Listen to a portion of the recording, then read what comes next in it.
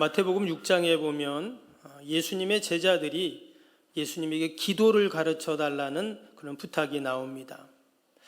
제자들은 유대인이었기 때문에 이미 그들은 기도하는 법을 알고 있었고 또 규칙적으로 그들은 기도하고 있었습니다. 그럼에도 불구하고 예수님에게 이방인들이 기도하는 것 같이 우리가 기도하지 않도록 좀 기도를 가르쳐 주세요. 이런 얘기를 합니다. 그래서 예수님이 가르쳐 주신 기도가 뭡니까? 우리가 기도하고 있는 주기도문이죠. 여러분, 주기도문을 보면 어떻게 시작이 됩니까? 하늘에 계신 우리 아버지여, 이렇게 기도가 시작이 됩니다. 이 기도가 조금 특별한 이유는 뭐냐면요, 예수님께서 하나님을 부를 때 뭐라고 불렀다고요? 하늘에 계신 우리 아버지라고 이렇게 부른 것입니다. 여기서 아버지라는 단어가 헬라어로 파테르라는 단어인데요, 아람어로는 아바라는 단어입니다. 근데 우리가 보고 있는 이 신약 성경은 헬라어로 되어 있잖아요. 그래서 파테르라는 단어로 쓰여졌는데 당시 예수님은 아람어를 하셨습니다. 그러니까 제자들에게 이 기도를 이야기할 때는 뭐라고 말씀하셨냐면 하늘에 계신 우리 아빠, 이렇게 기도를 가르쳐 주셨다는 거예요. 구약 성경에 보면 이 아버지라는 단어가, 하나님을 아버지라고 부른 단어가 한 15번 정도 기록이 되어 있습니다. 근데 이 아버지라는, 하나님을 아버지라고 부를 때는 하나님과 또 우리 하나님의 백성들의 관계를 의미할 때 불렀던 거예요. 실제로 하나님을 아버지라고 이렇게 부르지는 못합니다. 거룩하시고 위대하시고 전지전능하신 하나님을 아버지, 이렇게 부를 수 없다는 거예요. 그런데 예수님은 아버지를 넘어서 뭐라고요? 마치 아이가 아버지한테 말할 때 아빠, 이렇게 말하잖아요. 그렇게 지금 예수님은 하나님을 부르고 있다는 것이죠. 다른 말로 하면 예수님께서는 당시 제자들이, 사람들이 하나님과 이 하나님의 백성들의 관계를 오해하고 있는 것, 놓쳐버리고 있는 것을 정확하게 가르쳐 주시려고 했다는 거예요. 우리가 지난주에 구원의 복에 대한 말씀을 같이 이제 나누었는데요. 여러분, 구원이 뭡니까? 구원의 본질은 나와 하나님과의 만남의 사건이에요. 내가 하나님을 아버지로 만나고 더 나아가서 하나님을 아빠라고 부를 수 있는 것, 이것이 바로 여러분 구원의 사건인 줄로 믿습니다. 여러분, 아이가 아이를 아빠라고 부를 때 거기는 어떤 종교적인 행위가 있는 게 아니에요. 여러분, 아빠를 종교로 믿습니까? 그렇진 않거든요. 특별한 종교 의식이나 종교 행위가 요구되지 않는다는 거예요. 그래서 하나님께 기도할 때 하나님 아빠, 아버지라고 이렇게 부르면서 기도하라는 말은 하나님이 단순히 종교의 대상으로 여기지 말라는 뜻이죠. 오늘 12절을 다시 한번 봅니다. 12절 말씀 보면 영접하는 자, 곧 그 이름을 믿는 자에게는 하나님의 자녀가 되는 권세를 주셨으니 했습니다. 우리가 예수님을 통해서 하나님의 자녀가 된다라고 말했어요. 하나님의 종이라고 말하지 않고 뭐요? 하나님의 자녀라고 했어요. 자녀는 하나님을 아버지라고 부를 수 있겠죠? 종은 아버지라고 주인을 부를 수 없습니다. 그런데 우리는 자녀이기 때문에 하나님을 아버지, 아빠라고 부를 수 있어요.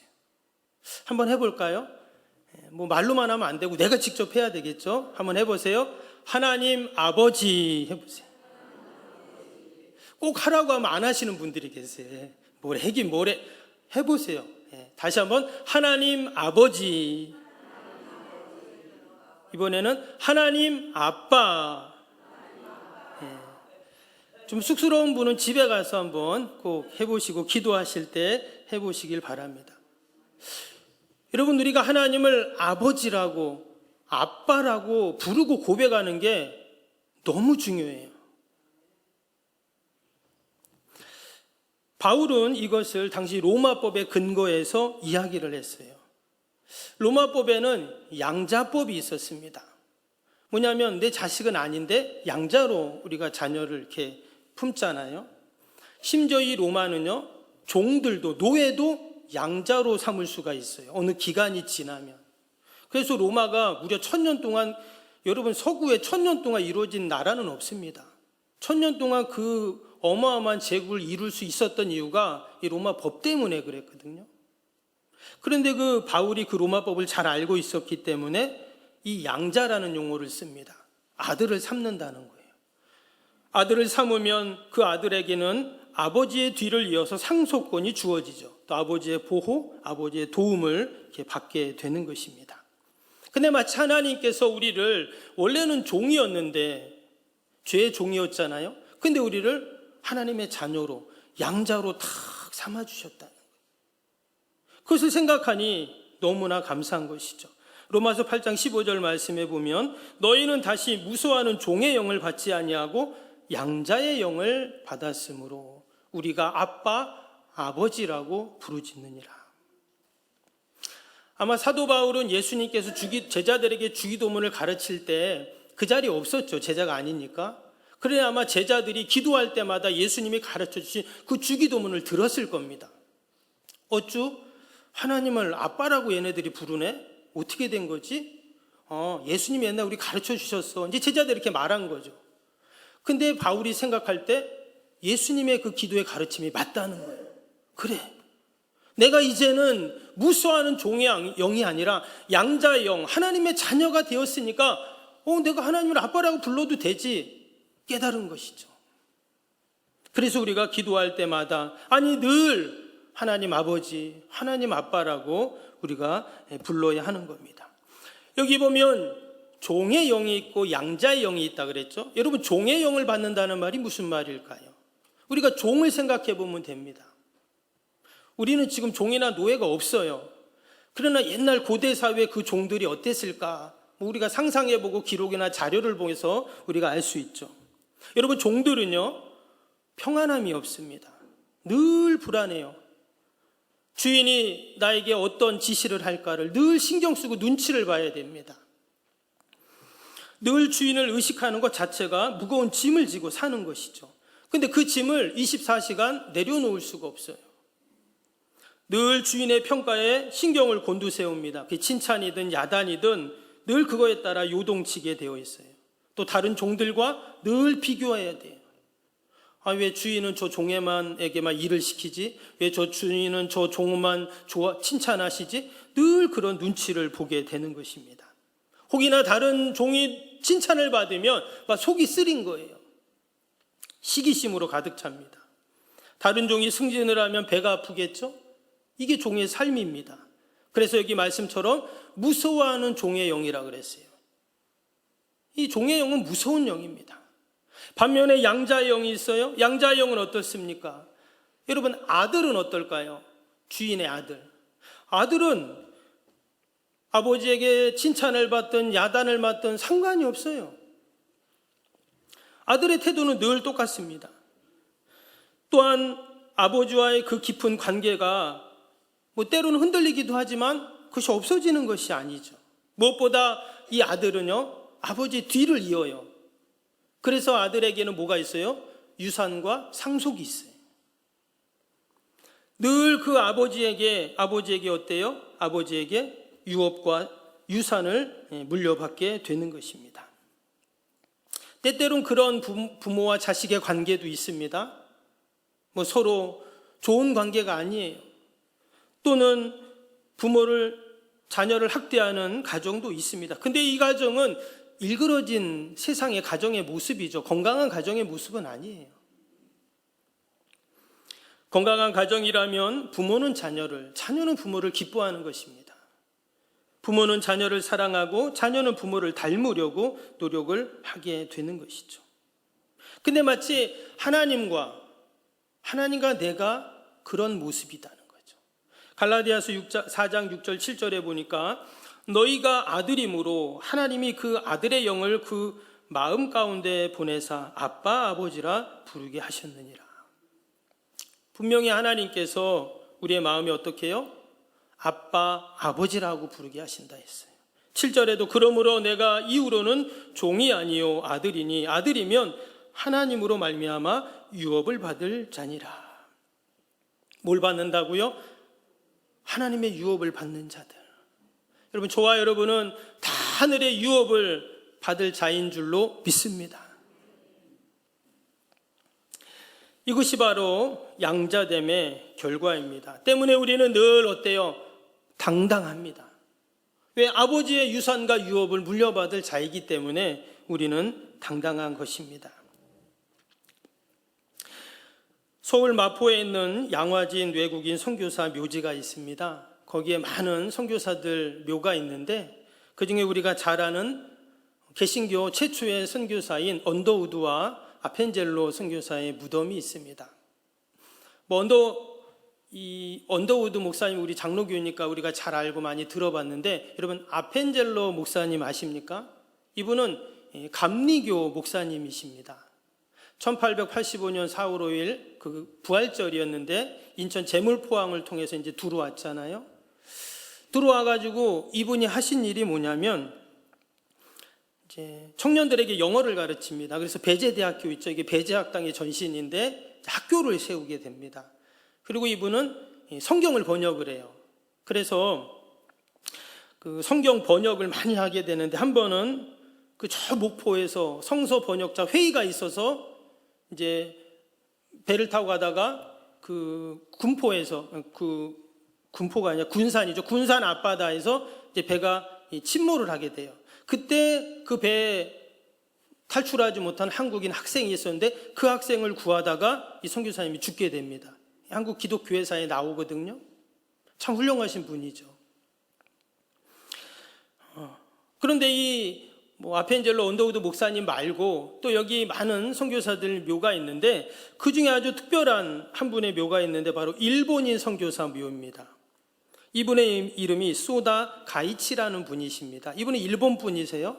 근데 이분이 한 일이 뭐냐면 일제시대 때 우리나라 고아들을 이렇게 돌봅니다. 무려 1000명 가까이 고아들을 돌보게 되는데 지금 이제 영락교회 보육원이 그 전신이죠. 그래서 일제시대 때 여러분 얼마나 그때가 참 암담한 때입니까? 그 일본의 그 압제 가운데. 근데 그 일본의 압제를 회개하는 마음으로 우리나라 고아를 돌보신 분이에요. 그래서 우리나라 문화훈장도 받으시고 이제 그런 분이신데, 여러분 바로 이런 모습이 어떤 모습이냐? 종의 영이 아니라 양자의 영을 받은 하나님의 자녀의 여러분 복된 삶인 줄로 믿습니다. 하나님을 아버지라고 부르는 자의 삶이라는 거예요. 과연 예수 믿는 자와 여러분 믿지 않는 자의 차이가 무엇일까요? 여러 가지 대답을 할 수 있지만 가장 확실한 대답은 뭐냐면 영적인 권세의 유무예요. 영적인 권세. 오늘 말씀에도 하나님의 자녀가 되는 권세를 주셨다고 12절에 분명히 말씀했죠. 이 하나님의 권세를, 자녀의 권세를 잘 활용했던 사람이 있어요. 누굽니까? 베드로하고 요한입니다. 사도행전 3장에 보면 베드로와 요한이 성전에 기도하러 갔어요. 근데 기도하러 가다가 거기서 누구를 만나냐? 나면서부터 걷지 못한 사람을 만나죠. 그 성전 앞에서 이렇게 동냥을 하고 있었습니다. 근데 베드로와 요한이 기도하러 가다가 그 사람을 만나게 됩니다. 그러면서 하는 말이 뭐죠? 우리가 잘 알죠? 은과 금은 내가 없거니와 내게 있는 것으로 내게 주노니 나사렛 예수의 이름으로 일어나 걸어라. 아멘. 그랬더니 기적이 일어났어요. 한 번도 걸어보지 못했다 이렇게 써놨는데 그래서 벌떡 일어난 거예요. 그리고 막 뛰어다니고 성전으로도 들어가고 막 찬양하는 놀라운 기적이 일어났습니다. 그때 이 베드로와 요한이 뭐라고요? 나한테 은과 금은 없다 그랬어요. 뭐예요? 나한테는 돈 없어 그 말이에요. 지금 돈을 달라고 하는 사람한테 나는 돈 없어 이렇게 말한 거예요. 그럼 지나가면 되는데 나는 은과 금보다 돈보다 더 대단한 권세가 있다. 그게 뭐냐? 바로 예수 그리스도의 이름이라는 권세를 그는 가지고 있다고 말한 것입니다. 여러분, 저와 여러분에게는 은과 금은 없을 수 있습니다. 그러나 여러분, 은과 금을 가진 사람이 가질 수 없는 그 권세가 여러분 저와 여러분들에게 분명히 있는 줄로 믿습니다. 그게 바로 하나님의 자녀의 권세인 것이죠. 베드로가 선포했던 나사렛 예수 그리스도의 이름은 교리나 종교나 지식과 이런 것이 아니었어요. 말 그대로 권세, 능력이었어요. 여러분, 수백억, 수천억을 줘도 태어나서 한 번도 걸어보지 못한, 성경에 보면 그 사람 나이가 40이라고 되어 있거든요. 40년 동안 한 번도 걸어보지 못했다면 어떨까요? 못 걷는 거예요. 그런데 희한하게 걷는다는 거예요. 그만큼 여러분, 하나님의 자녀의 권세가 대단한 것인 줄로 믿습니다. 이것은 이론도 지식도 아니에요. 말 그대로 머리에서 발끝까지 온몸을 전율하는 그 권세, 이것이 하나님의 자녀들에게 여러분 분명히 있는 줄로 믿습니다. 그래서 우리가 회복해야 할 것이 무엇인가? 이미 하나님의 자녀가 된 우리가 우리 안에 있는 그 권세를 저 장롱 속에, 마치 그런 분들이 있잖아요. 면허 따고 어때요? 면허증 그냥 장롱 속에 넣어놓는 거예요. 마치 우리가 하나님의 자녀가 되었는데 그 자녀라는 권세를 그냥 장롱 속에 넣어놓고 있지는 않은가? 우리가 다시금 그 자녀의 권세를 여러분 회복하고 또 그 능력을 늘 경험하는 저와 여러분이 되기를 주님의 이름으로 축복합니다. 이 자녀의 권세, 영적인 권세를 행하려면 내가 누구인지를 우리는 분명히 알아야 합니다. 우리 성도의 정체성, 말씀처럼 내가 누구인가? 하나님의 자녀이죠. 여러분, 대통령에는 대통령의 권세가 있겠죠? 검찰총장에게는 검찰총장의 권세가 있을 겁니다. 참모총장에게는 참모총장의 국군 통수권이 있잖아요. 하나님의 자녀에게도 하나님의 권세가 있다고 분명히 말씀하고 있는 것이죠. 때문에 나의 신분, 위치, 자격을 내가 모르고 인정하지 않으면 그 권세는 무용지물이 되어버려요. 겉으로 보기에는 믿지 않는 사람과 우리는 똑같습니다. 그냥 일하고 직장 다니고 아이들 키우고 학교 다니고 그냥 나이 먹으면 몸 아프고, 믿지 않는 사람과 뭐가 달라요? 그런데 다르다는 거예요. 너는 하나님의 자녀야. 그 자녀의 권세가 있어. 이렇게 말씀을 하시는 거예요. 여러분, 저와 여러분이 하나님의 자녀인 줄로 믿습니다. 그래서 우리가 하나님을 아버지라고 부를 수 있어요. 여러분, 지나가는 사람한테 한번 하나님 아버지 불러보라고 해보세요. 믿지 않는 사람한테. 아니, 우리 아버지가 집에 계신데 갑자기 무슨 아버지야? 이런 거죠. 그런데 우리는 하나님을 아버지라고 해도 어때요? 하나도 이상하지 않아요. 근데 예를 들어서 부처님 아버지 이상하지 않나요? 마호멧 아버지 이상하잖아요. 그렇죠? 힌두교의 사바 아버지 이상하죠. 근데 하나님 아버지는 너무나 자연스러워요. 왜? 내가 하나님의 자녀이기 때문인 줄로 믿습니다. 여러분, 하나님의 자녀에게는 권세가 있다고 했어요. 어떤 권세일까요? 하나님의 인도하심의 권세가 있어요. 로마서 8장 14절에 보면 무릇 하나님의 영으로 인도함을 받는 사람은 곧 하나님의 아들이라. 아까 말씀하고도 연결되죠? 그 하나님의 영, 양자의 영을 받은 자들은 뭐예요? 하나님의 아들이라는 거예요. 근데 여기 보니까 인도함을 받는다 이렇게 분명히 말씀하셨어요. 이 하나님의 자녀들은 하나님이 우리를 이렇게 인도해 가세요. 내가 그냥 가는 것 같지만 하나님이 인도해 가세요. 마치 우리가 차를 탔을 때 내비게이션을 딱 맞춰 놓잖아요. 목적지까지. 그럼 내비게이션이 일로 가라 절로 가라 뭐 서라 뭐 해라 늘 이렇게 이야기를 해줘요. 그래서 우리의 목적지까지 정확하게 잘 인도해 줍니다. 우리 인생을 인도해 주시는 분이 바로 성령님이시죠. 목적지까지 우리를 인도하는 영입니다. 때문에 하나님의 인도하심은 절대 추상적이고 모호하지 않아요. 분명합니다. 하나님이 우리를 반드시 인도하시고 또 우리를 선하게 도와주십니다. 근데 하나님의 인도하심을 받기 위해서 필요한 것인데 뭐냐면 하나님의 음성을 들어야 돼요. 아무리 내비게이션을 켜놔도 여러분 볼륨을 0으로 해놓으면 어때요? 어디로 가야 할지 모르는 거예요. 근데 하나님이 우리를 인도하실 때 늘 하나님이 우리에게 말씀을 주시고 음성을 들려주십니다. 이 시간 목사님의 설교를 통해서 또는 내가 기도할 때, 어떤 분들은 꿈을 통해서, 또 어떤 사람은 주변의 다른 사람이나 환경과 사물을 통해서 늘 우리에게 하나님은 말씀하시고 들려주시죠. 때문에 우리가 그 음성을 잘 들으면 우리가 그 인도하심을 바로 따라가게 될 줄로 믿습니다. 여러분, 아기들이 태어나면 어때요? 아기들이 태어나면 처음 갓난아기는 안 그렇겠지만 조금만 시간이 지나면 어때요? 엄마 소리를 금방 알아챕니다. 엄마가 어떻게 말하고 어떻게 지시하고 엄마의 숨소리까지 아기는 다 알게 되죠. 왜 그럴까요? 자녀이기 때문에 그렇습니다. 요한복음 10장 14절 15절을 보니까 나는 선한 목자라 나는 내 양을 알고 양도 나를 아는 것은 아버지께서 나를 아시고 내가 아버지를 아는 것 같으니. 또 27절에 보면 내 양은 내 음성을 들으며 나는 그들을 알며 그들은 나를 따르니라. 내 양은 내 음성을 듣는다 그랬어요. 우리가 하나님의 음성을 늘 들어야, 말씀을 들어야 인도하심을 받는 겁니다. 그냥 가만히 있는데 하나님이 나를 인도하는 게 아니라 하나님의 음성을 듣고 그 인도하심을 따라가야 하는 것이죠.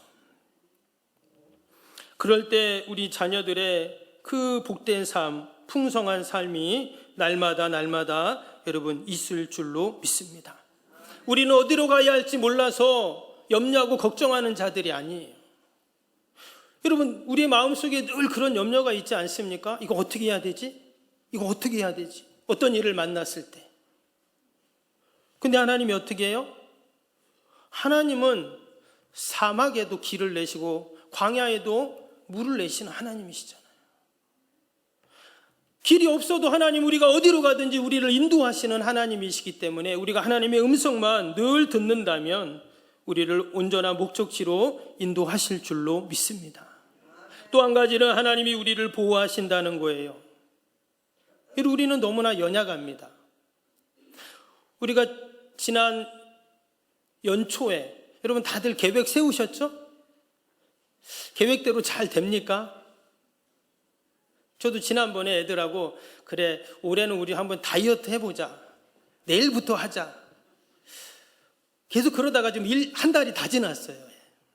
그래서 그럼 2월 달부터 하자. 그래 놓고 어제 또 저녁 때 밥 먹었어요. 근데 여러분, 우리는 어때요? 참 연약해요. 내가 계획하고 다짐하고 결단하지만 좀 지나면 나도 모르겠다. 이게 우리의 사실 현실이죠. 강한 것 같지만 실제로는 연약하기 그지없는 것이 우리들의 모습입니다. 어떤 분들은 좀 이렇게 자랑하는 분들이 있어요. 여러분, 근데 혹 자랑할 것이 있을 수도 있는데 그것이 나를 결코 지켜주지 못한다 하는 거예요.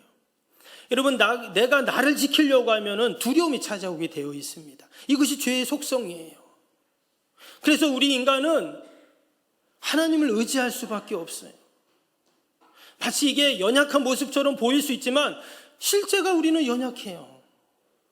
그래서 하나님을 의지하는 것이 맞는 것입니다. 내가 연약하다는 걸 좀 인정을 해야 되는데 인정을 안 해요. 특히 경상도 남자들은 인정을 잘 안 해요. 여러분, 우리가 다 연약합니다. 그런데 하나님을 의지하면 하나님이 우리를 보살펴 주시고 선하게 인도하실 줄로 믿습니다. 시편 121편 보면 다윗이 뭐라고 고백했냐면 여호와는 나를 지키시는 자라고 그랬어요. 여러분, 다윗은 어떤 사람입니까?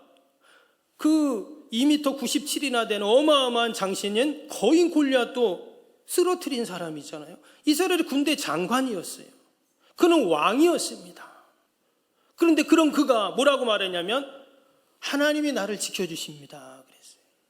시편 3편 1절에 보면 이렇게 고백합니다. 여호와여, 나의 대적이 어찌 그리 많은지요. 일어나 나를 치는 자가 너무 많아요. 근데 좀 있다가 6절에는 뭐라 그랬냐면 천만인이 나를 애워싸 진친다 할지라도 나는 두려워하지 아니하리로다. 다윗 하나인데 1000만 명이 그를 둘러싸요. 어마어마한 거 아니에요. 그런데도 하나도 안 두렵다는 거, 이건 객기가 아니에요. 하나님이 나를 보살펴 주시고 지켜주시니 두려워하지 않는 것이죠. 여러분, 이것이 바로 하나님의 자녀의 권세를 누리는 삶인 줄로 믿습니다. 혹시 지금 여러분 혹시 두려운 게 있습니까? 염려되는 게 있습니까? 천만인이 나를 애워싸도 두려워하지 않았던 그 다윗, 여러분 그 신앙과 믿음이 저와 여러분의 믿음이 되기를 축복합니다. 내가 하나님의 자녀인 것을 믿고 확신하면 우리에게도 여러분 이런 권세의 삶을 분명히 살아갈 줄로 믿습니다. 우리가 이렇게 두렵지 않는 이유가 분명히 있어요. 오늘 13절 뭐라고 했습니까? 요한복음 1장 13절에 이는 혈통으로나 육정으로나 사람의 뜻으로 나지 아니하고 오직 하나님께로부터 난 자들이니라 그랬어요. 혈통, 육정, 사람의 뜻, 이것으로 우리가 하나님의 자녀가 되지 않았어요. 뭐로 됐다고요? 오직 하나님께로부터 난 자라 그랬어요. 영어 성경을 보면 born of God이라고 되어 있어요. 하나님으로부터 태어났다. 그러니까 하나님의 섭리, 계획, 경륜에 의해서 우리는 그렇게 하나님으로부터 태어난 자들이다라는 거예요. 그러니까 우리가 하나님의 보호하심을 받는 것은 여러분 당연한 거예요. 왜? 하나님의 뜻으로 우리를 그렇게 만들어 주셨기 때문입니다. 여러분, 하나님의 뜻을 우리가 바꿀 수 있을까요? 없어요. 근데 하나님이 하나님께로부터 난 나라고 그렇게 분명히 말씀해 주셨기 때문에 우리는 하나님의 자녀인 것이 맞고 또 그 자녀의 권세를 누리면서 사는 것이 맞는 줄로 믿습니다. 마지막으로 우리가 하나님의 자녀인 것을 알 때 우리는 늘 하나님의 공급하심을 경험하게 됩니다. 여러분, 우리가 하나님의 자녀일 때 하나님이 공급하심을 경험해야 돼요. 우리 집에 자녀들이 있잖아요. 뭐 다 장성해서 가정 이루고 독립해서 사는 자녀는 좀 다를 수 있지만 우리 집에 어린 자녀들이 있으면 누가 돌봐줍니까? 당연히 부모가 돌봐주는 거예요. 하나님이 하나님의 자녀들의 필요한 것을 공급해 주시는 거예요. 여러분, 아담이 죄를 지었어요. 그래서 찾아온 저주가 뭡니까? 땀을 흘려야 먹고 사는 거예요. 원래 아담과 하와는 에덴 동산에 살 때 땀을 안 흘려도 먹고 살 수 있었어요. 근데 어느 날 그들이 하나님을 멀리하고 말씀을 멀리하고 그 죄를 범하고 에덴 동산에서 쫓겨나고 그 다음부터 그들은 땀을 흘려야 수고해야 먹을 수가 있었습니다. 그래서 인류의 그 이후로의 모든 인류의 문제는 생존의 문제예요. 어떻게 내가 먹고 살 수 있을까? 이제는 빵의 문제를 어떻게 해결하냐에 따라서 우리의 삶의 질이 결정이 되게 된 것입니다. 근데 여러분, 하나님의 자녀들은 어떨까요? 하나님의 자녀들은 하나님이 공급하시는 것을 경험해야 된다는 거예요. 그렇지 않으면 늘 우리는 빵을 쫓아다닐 수밖에 없습니다.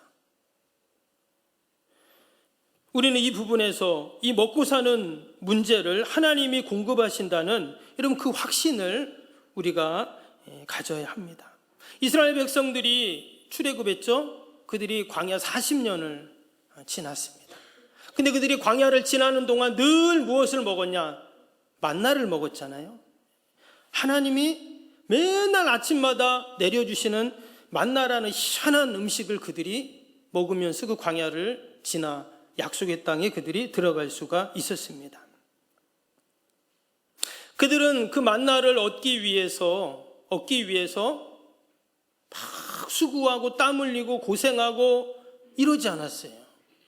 그냥 하나님이 계속 먹을 걸 주는 거예요. 광야에 사는 다른 민족들도 있습니다. 성경에 보면 그들은 어떻게 했을까요? 다른 사람 걸 빼앗아요. 가가지고 전쟁을 해서 그들을 빼앗아 오는 겁니다. 그게 광야의 삶이에요. 남이 못 먹게 내가 먹는 게 광야의 삶입니다. 근데 여러분, 이 세상의 삶을 보세요. 그렇지 않아요? 이 세상에 일어나는 모든 일들을 보면 이건 비관적인 말이 아니라 사실 남이 먹을 것을 내가 먹는 겁니다. 왜 지금 저기 러시아, 우크라이나, 뭐 또 이스라엘 왜 전쟁을 할까요? 가만히 보면 제가 먹을 건 내가 먹는 겁니다. 땅을 먹든 뭐를 먹든 석유를 뭐 먹든. 인류는 지금까지 그렇게 왔어요. 근데 하나님의 자녀들은 어떠냐? 남이 먹을 걸 뺏으면 안 된다는 거예요. 도리어 줘야지.